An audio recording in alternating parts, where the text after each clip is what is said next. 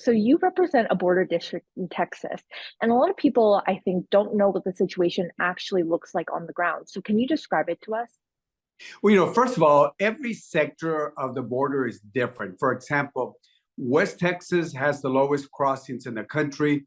Laredo, my district, has the second lowest crossings. But then we know what's happening in Eagle Pass, El Paso, the Valley, Tucson, Arizona, and other places. So what's happening is you got to understand that every part of the border is different levels of crossings, and they do shift. Years ago, the Valley, Rio Grande Valley, McAllen was the high point. Then it shifted over to El Paso, then went over to Eagle Pass. Now it's a little bit in Tucson. It's because the criminal organizations control where they send the individuals, and that's why you see different changes. I would tell you this, last month we were seeing 10, 12,000 people a day. This last week or so, we're seeing about 2,800 people a day.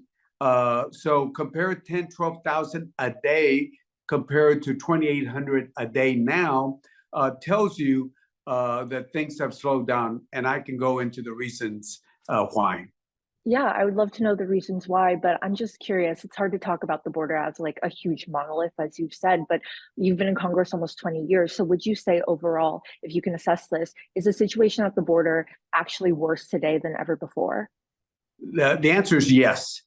In the past, you've had historical highs and lows, depending on weather, depending on certain events that might happen in Central America. So I would say that in the past, you had the ups and downs, seasonal ups and downs.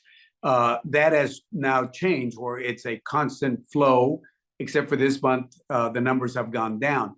And the other thing that has changed was in the 90s and before that, most of the people coming through the border were Mexicans looking for jobs.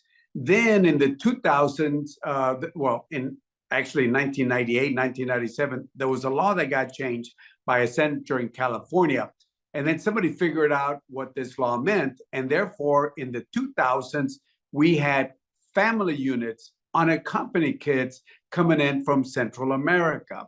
Now, as you see another change in the demographics, now you got people from over 50 countries, and depending on the month, sometimes the number one area is Mexico, Central America, but then you get Haiti, then you get other countries, Ecuador, Colombia, Venezuela, and you just have different changes. So those are the major demographic changes we've seen over the years.